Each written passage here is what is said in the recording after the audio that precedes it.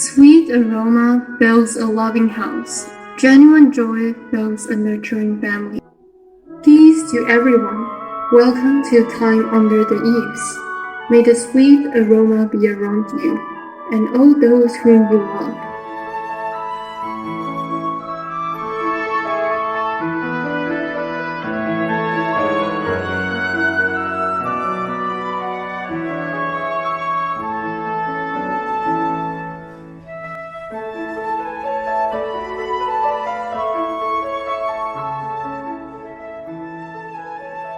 In the basement of a household, a father used the door frame in the basement to measure his son's height. He let his son stand next to the door frame, measured his son's height with a ruler, and made a mark on the door frame. Lots of families used this method to measure the heights of their children, which could also record the growth of their children. Today, I would like to share the topic. The function of a ruler is not just measuring length.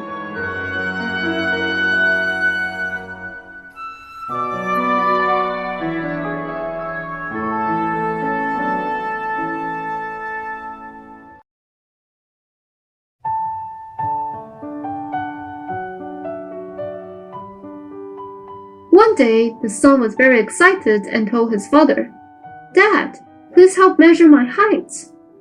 And the father replied, "You have grown taller."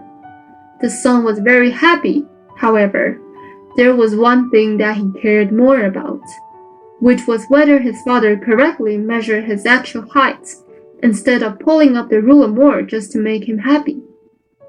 When any of us is measured by a ruler, we are most concerned about whether the ruler is pressed too low. And when we take the ruler to measure ourselves, we always naturally push it up a little bit. Just pressing or lifting like this, who knows? Often a storm is brewing without knowing when it will come. The ruler is like flattery to oneself, or contempt for others. We need to examine ourselves often, and what kind of ruler we use when we measure ourselves. An arrogant ruler. After we grow older and become more sophisticated, how do we view the opinions of those who are younger than us, or who have had less experience than us? Often, after experiencing many things, and even after many successes, people gradually become arrogant. Can they still accept the other people's ideas or accept the success of others, especially when they encounter the opinion of those who are younger? Will they judge or identify one's thoughts simply because of his or her appearance and stereotype? In 1 Samuel chapter 17, the young David, in the war against the Philistines, had the courage to face the giant Goliath, whom no one dared to challenge. But David bravely said in front of the crowd, "What shall be done for the man who kills this Philistine and takes away the reproach from Israel? For who is this uncircumcised Philistine, that he should defy the armies of the living God?" Eliab, David's oldest brother, was the first to pour cold water on him, and even accused David of being malicious and proud, thinking that David went to the battlefield to watch the fun. Saul, the king at the time, also believed that David was too young to defeat the giant Goliath. Even on the battlefield, Goliath was full of ridicule towards the young David. However, David faced him and said the famous words of the ages, "You come to me with a sword, with a spear, and with a javelin, but I come to you in the name of the Lord of hosts, the God of the armies of Israel, whom you have defied. This day the Lord will deliver you into my hand, and I will strike you and take your head from you. And this day I will give the carcasses of the camp of the Philistines to the birds of the air and the wild beasts of the earth, that all the earth may know that there is a God in Israel.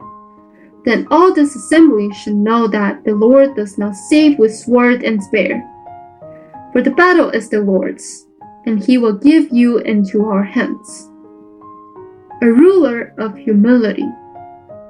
Humility, humility, and humility are words that are often heard in our current life.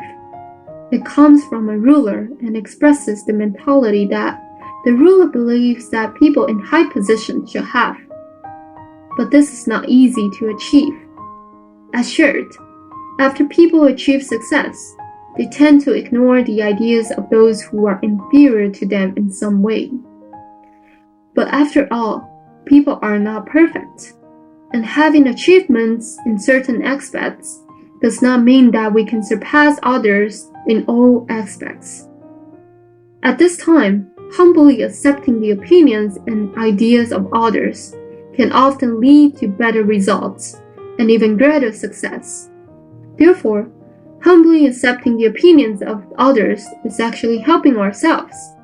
The Bible records in chapter 11 and 12 of 2 Samuel that when David became king of Israel and the country was more peaceful than before, King David made a big mistake, taking other people's wives, plotting to kill their husbands to die.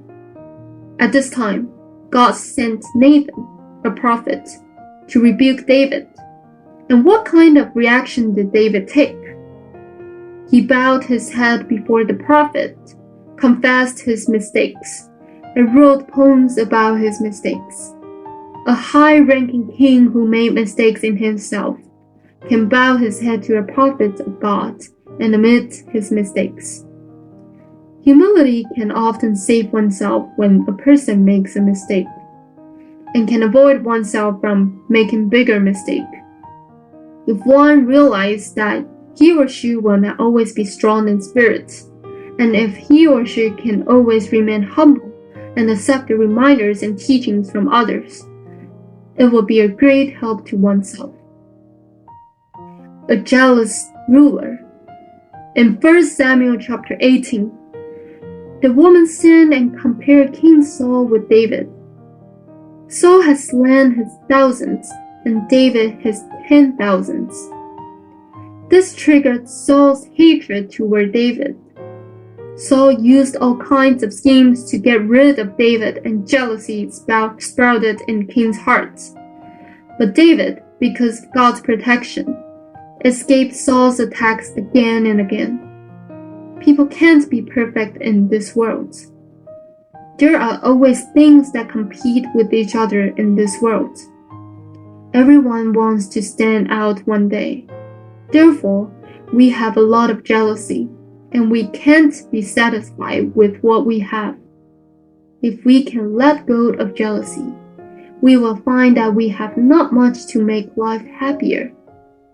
Jealousy complicates our relationships with people, increases the burden on people's lives, and makes smiles disappear from people's faces.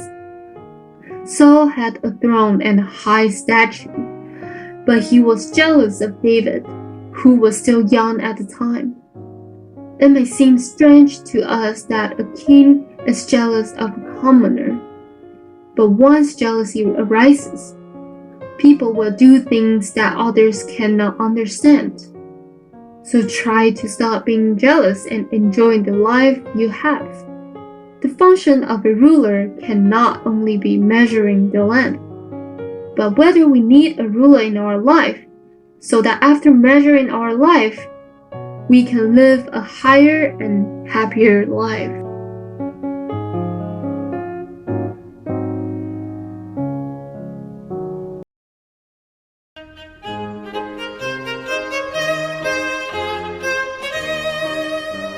This concludes our sharing for mutual encouragement.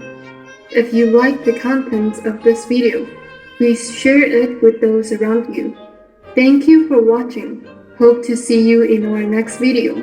May the peace of our Lord Jesus Christ be with all of you.